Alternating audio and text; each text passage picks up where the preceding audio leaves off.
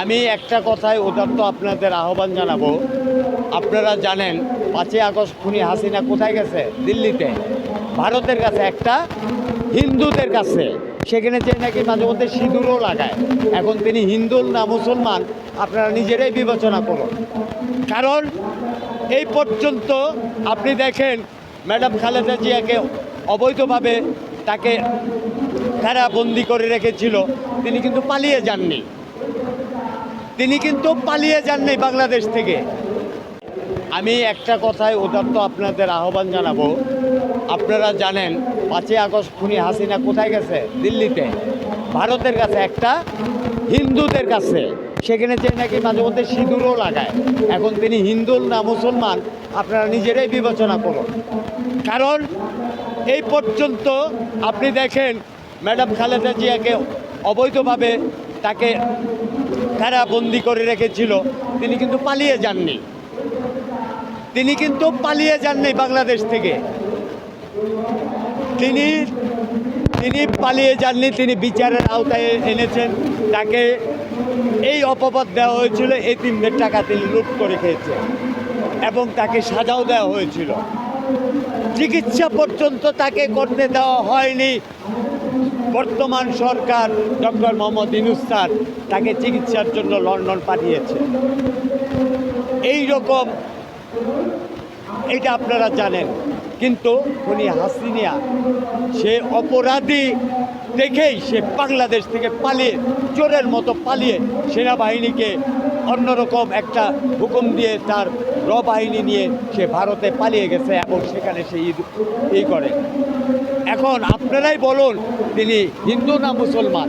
যদি মুসলমান হয়ে থাকতেন তাহলে আল্লাহ এবং আল্লাহর কোরআনকে ভয় করে তিনি দেশে থেকে জনগণকে নির্বিচারে গুলি করে হত্যা করতেন না এবং ইসলামিক যে সমস্ত উলামায়ে কেরাম তাদেরকে ধ্বংস করতেন না। কাজে তাকে কি আপনি জন্মগত সূত্রে মুসলমান? আমি পবিত্র কোরআনের একটা আয়াত দিয়ে আপনাদের বলছি, সূরা আল ইমরানের 101 নম্বর আয়াতে লেখা আছে যে আপনি মুসলমান না হয়ে কবরে আসেন না। অর্থাৎ আপনি জন্মসূত্রে মুসলমান সেটা আপনি বলেন, কিন্তু প্রকৃতপক্ষে আপনাকে পবিত্র কোরআনে আল্লাহ হুকুম আরকান আহকাম কীভাবে পালন করতে হবে সেটা কিন্তু কোরআনে পরিষ্কার বলে দিচ্ছে। এবং এই ইসলামিক আদর্শকে বুকে নিয়ে নামাজ কালাম আদায় করে আপনি কবরে আসেন। এইটাই 101 নম্বর আয়াতে সূরা আল ইমরানের পরিষ্কারভাবে উল্লেখ করছে। এটা আমার কথা নয়, এটা পবিত্র আল্লাহ ওহীর মারফতে হুজুরে পাক সাল্লাল্লাহু আলাইহি ওয়াসাল্লামের মারফতে পবিত্র কোরআনে এই সূরাটা নাজিল হয়েছিল। এটা আপনারা ভালোভাবেই জানেন।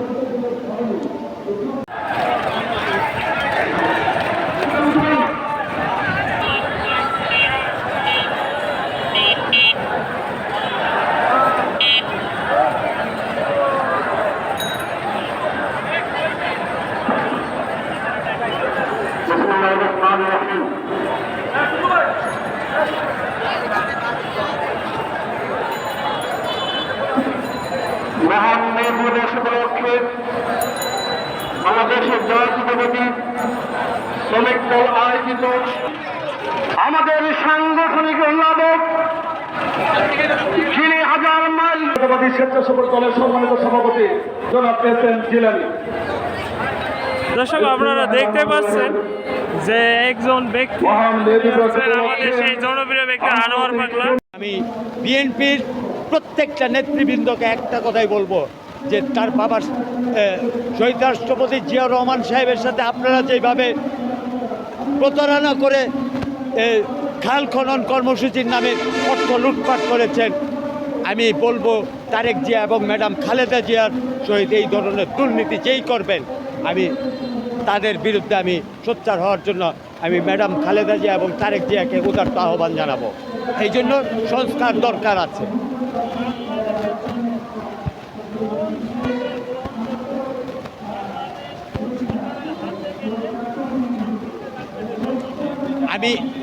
আমি ইতিপূর্বেই বলেছি যে ডক্টর এম সাইফুর রহমান সাহেবের মতো, তারপর ডক্টর এম এ মঈন সাহেবের মতো এই মুহূর্তে আমি মনে করি ইসলামিক একটা দলকে এই ক্ষমতায় আসা উচিত। কারণ আমাদের দেশে শয়তানের প্রভাব এত বেশি যে শয়তানকে দূরে রাখতে হলে ইসলামিক একটা রাষ্ট্রকে, সমল ইসলামিক রাষ্ট্রকে, জামাতে ইসলাম সহ চরমোনাই পীর সবাইকে একত্র হয়ে ইসলামিক রাষ্ট্র এবং একটা আল্লাহ এবং আল্লাহওয়ালা রাষ্ট্র গঠন করে আমাদের ভিতরে যে শয়তানটা আছে সেটা দূর করে দেওয়ার জন্য একমাত্র ইসলামিক রাষ্ট্র দলগুলিকে এই মুহূর্তে ক্ষমতা আসা একান্ত প্রয়োজন।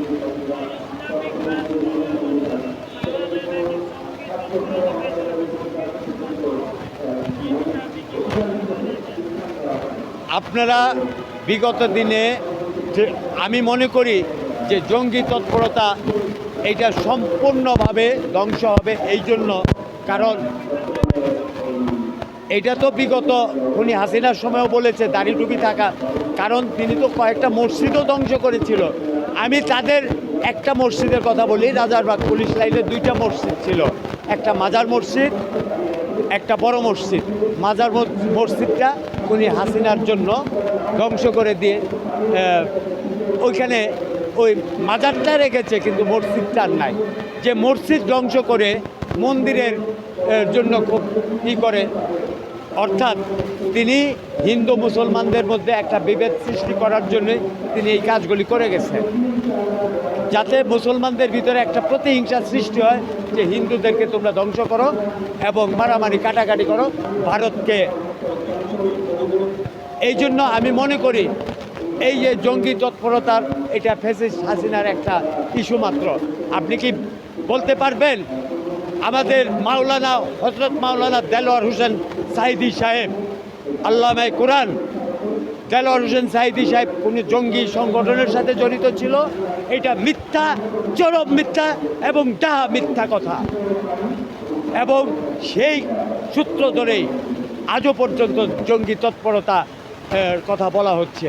শুধু তাই নয়, আলী হাসান মুজাহিদ, মাওলানা মতিউর রহমান নিজামী সাহেব, তারা কি জঙ্গি ছিলেন? তাদেরকে কেন ফাঁসি দেওয়া হলো? তারা ছিলেন আল্লাহ লোক। কারণ আমাদের দেশে ইসলামিক রাষ্ট্র হোক এটা খুনি হাসিনা চায়নি, যার জন্য একটা ইস্যু তৈরি করছে যে জঙ্গি তৎপরতা। আসলে জঙ্গি তৎপরতা বলতে কিছু নেই, তবে যদি ইসলামিক কোনো ব্যক্তিত্ব যদি করে, আমার মনে হয় যদি ইসলামিক রাষ্ট্রগুলি ক্ষমতায় আসে, আল কোরআনের শাসন যদি আমাদের রাষ্ট্রের ক্ষমতায় আসে, তাহলে দাড়ি টুপি নয়, অপরাধী যেই হোক তার বিচার কোরআনের মাধ্যমে, কোরআনের যে আইনগুলি আছে সেইভাবেই বিচার ব্যবস্থা চালু হবে আমি মনে করি।